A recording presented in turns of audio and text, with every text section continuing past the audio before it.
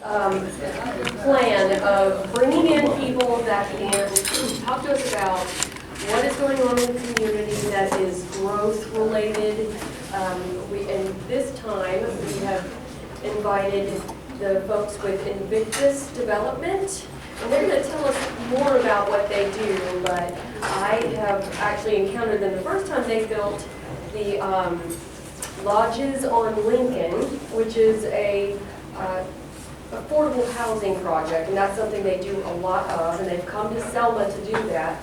So while passing through, they mentioned they had seen other properties that seemed very valuable, and that's how they become even more invested in Selma. So I wanted to bring them here so that they could tell us about what they see in us that we probably see already, but we like hearing it from these developers. These folks are from Tampa, Florida, and so coming through, how do you pick what you're doing here and what kind of projects do you see for Selma is kind of the question for today. So Paula Rhodes is going to speak to you guys about that and tell us a little bit about your company too. So this is Paula Rhodes.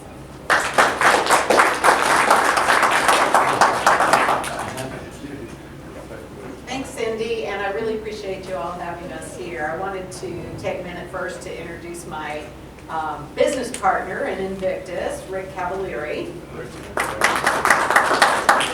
and I worked together for the better part of a decade at another company, and had an opportunity to strike out on our own, and took it and seized it.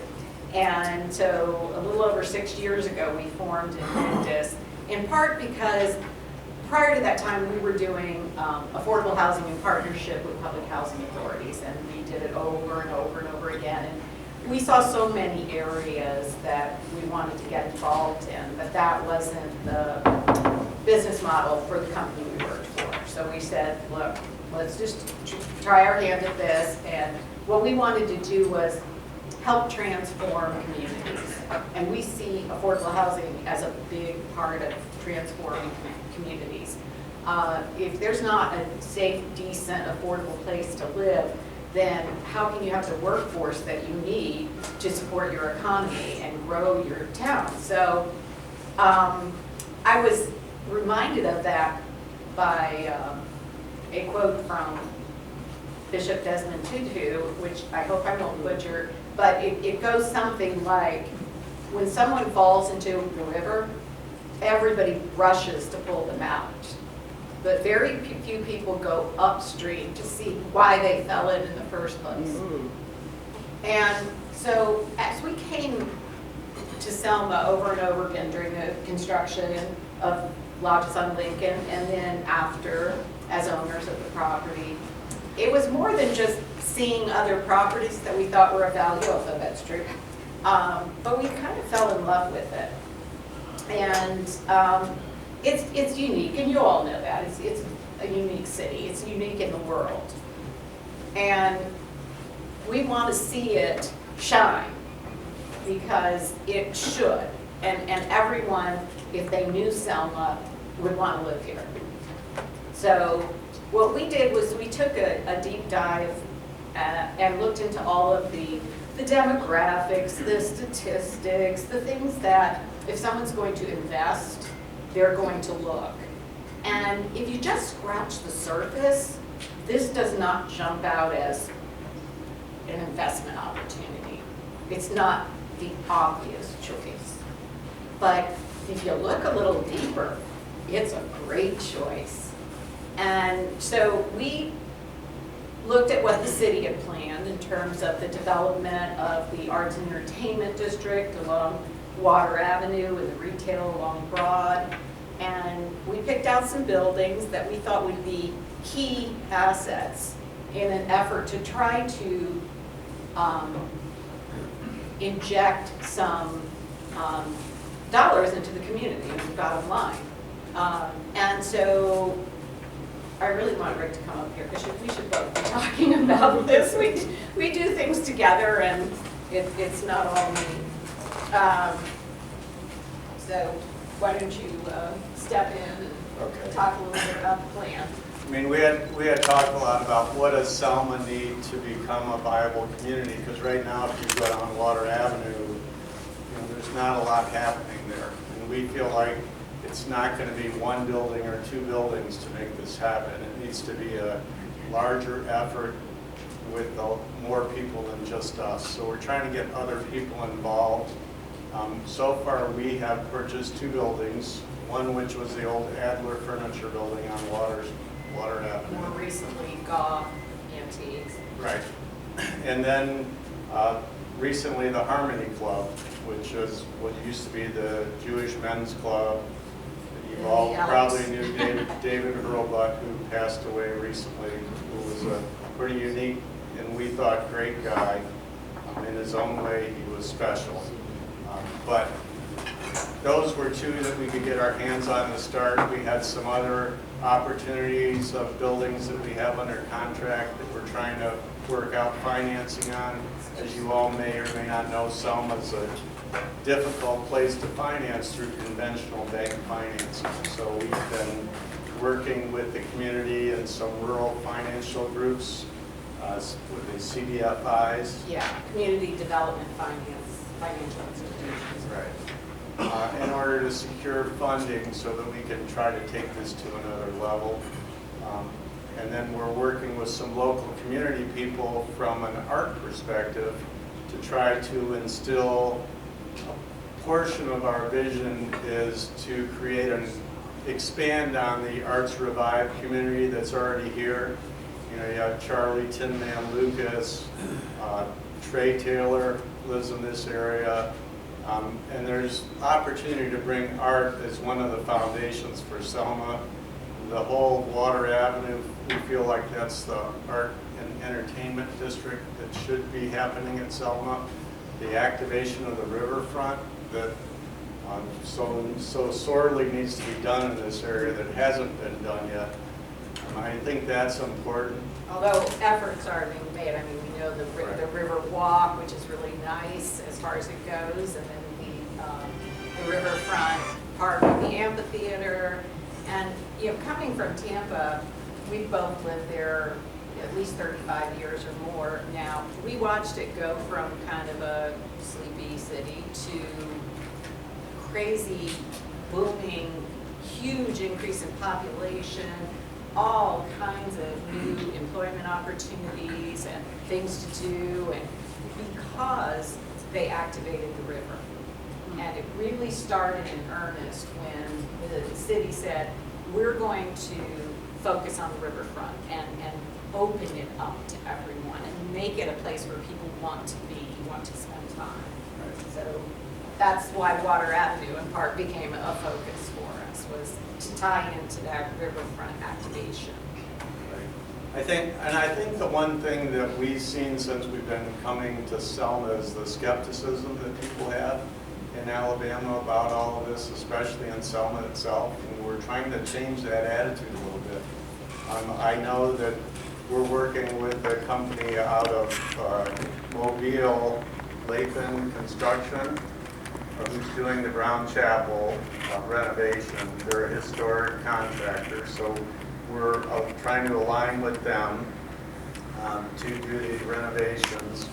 We have an architect that we've been working with, Williams Blackstock, out of Birmingham, who has done a lot of historic renovation work, trying to marry those companies together to kick off at least the first two buildings we have, and then hopefully more of the riverfront area as we continue on. So the thing that we're showing on the screen right now is something that it's a shortened version of things that we prepared for investors to talk to them about coming in on this with us and helping us do it on the scale that we think it needs to be done. And there are many examples of businesses opening and then not being able to stay open because there's just not enough to really keep things going.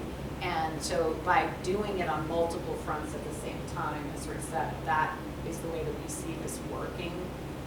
So we want to get others interested in joining us on this venture.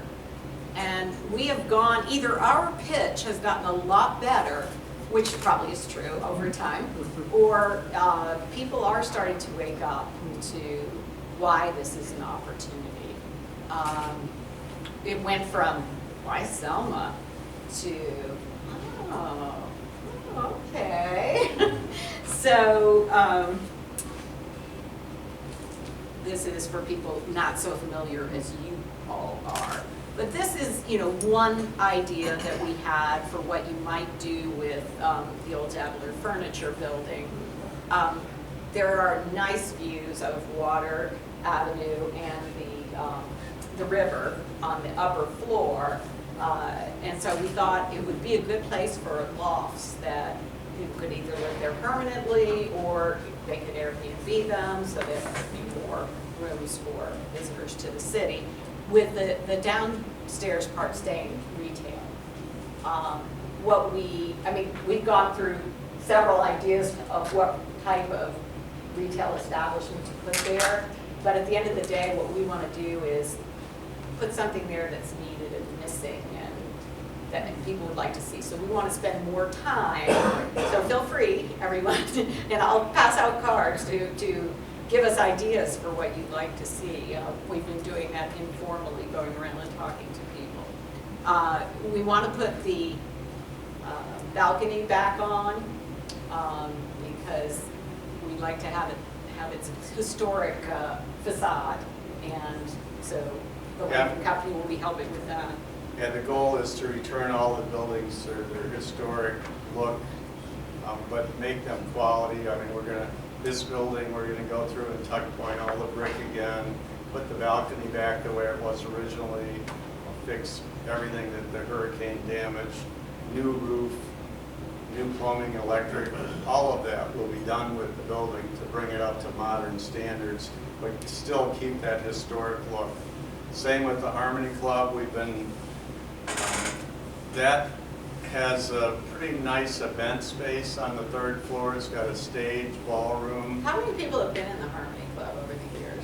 Good. Okay, so you all know it well. And if you've been upstairs, you know it has an awesome room and awesome views. Being on the 3rd floor, you can see the bridge. It's beautiful. Right. So we have gone back and forth on what to do with that space. I think the latest thing we've kind of landed on is an event space. It's kind of a natural it's already set up bar/restaurant downstairs. And the middle floor, if it was an event space, you could have weddings, is kind of set up for, I don't know what you would call it, where the groom and the bride's family or something. The wedding party, like for example. Stays there, or if you're having some other meeting, some guests could stay on the 2nd floor. Right, so if you have a group coming in and they want to use that space, then the organizers of the group then could have rooms on the 2nd floor, so they're right there on top of everything. And Hospitality suite.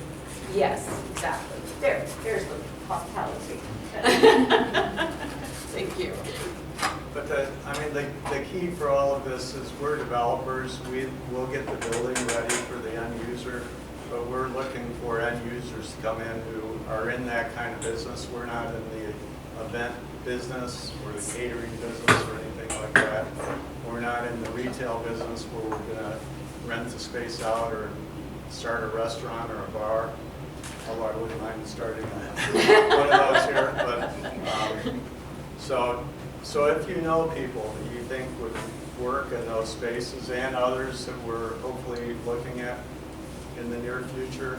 Yeah, which includes what we call the Bridge Block West, which is the first block to the west of Broad. East. Oh, did we call it west? Did I go too far? Oops. No, it's east of Broad. You're right, that's east of Broad.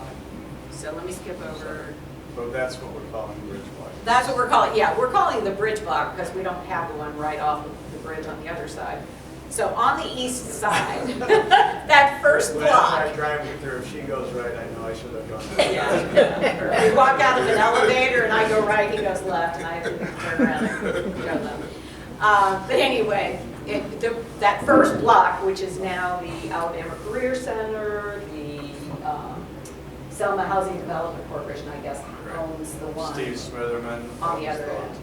Right next to the St. James Hotel, that building.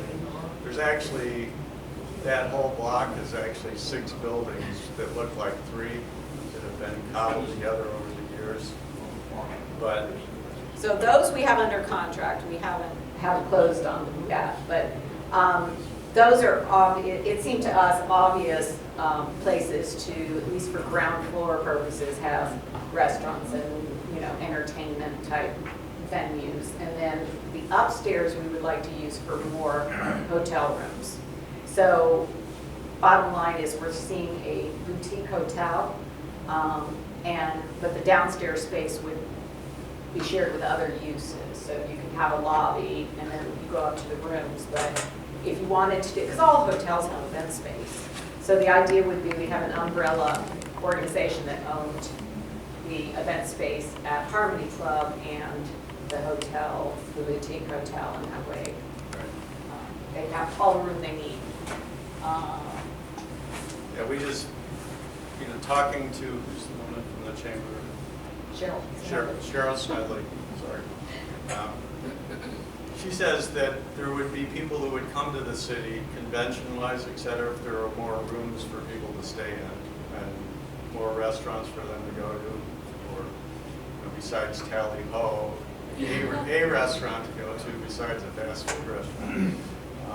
That if we could attract those type of people into the city, that we could get some restaurants and entertainment places and maybe some other activities where families would like to come to this area and have something to do for the kids would also be a positive if we could work that out. So Convention space is really difficult here in Selma, and that's why a lot of the conventions don't come here, is because of the event space. The hotel rooms, I think there's 3 good hotel rooms, 3 hotels here that are pretty good and probably cover about 200 rooms as far as hotel rooms, but we don't have a space for 200 convention people to be here. So, you know, if we had that convention space, I think we could draw in some more conventions to the city without lots of hotel rooms. The main thing is, where do we put 200 people inside as a convention space here in Selma? Right. I think you probably fit them on the 3rd floor of the Harmony Club. Right. You know, I took a tour of the amphitheater, whatever you want to call that too. It's kind of unfinished inside, but that's a pretty nice space inside that building that could be built out and used. I actually brought a woman here who that's her expertise. She's now retired, but she worked with my brother who's been in arena management and managing those kind of spaces his whole life. And she said it has some possibilities, but of course it needs an input of money and it needs to change a little bit to make it more of a true amphitheater.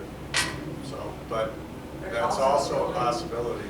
Yeah, there's also a building right next door to the St. James, it's adjacent to the St. James, that on the 2nd floor, it could probably sit about 300 people, but it's undeveloped as well. Is that the one attached to the St. James? Yes, I think there's 2 they warehouses They own attached. that building. Yes, but they're willing to sell, I'm sure, for that event space. Somebody would come in and develop it for them. It's the last building. So there's actually the hotel, then there's 2 warehouses, 2 separate warehouses.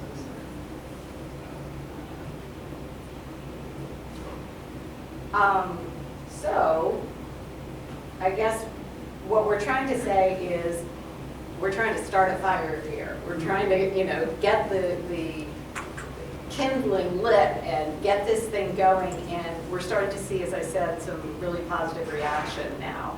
And we've attracted very good partners to join our team, like the Latham Company that Rick mentioned. And if you all have, you know, been following the Brown Chapel renovation, they're the ones doing the work there. They have done some very impressive work. They did what is now the Trump Hotel, the old post office in Washington, D.C. And this was a terminal for a train that they've restored and done an adaptive reuse. This is the Smithsonian, the industry and the arts and industry, right, building. They won a national award for the work that they did on this, and they are meticulous in matching One of the things that they did, they had a spire on it where they had to match the wood, and they, because it was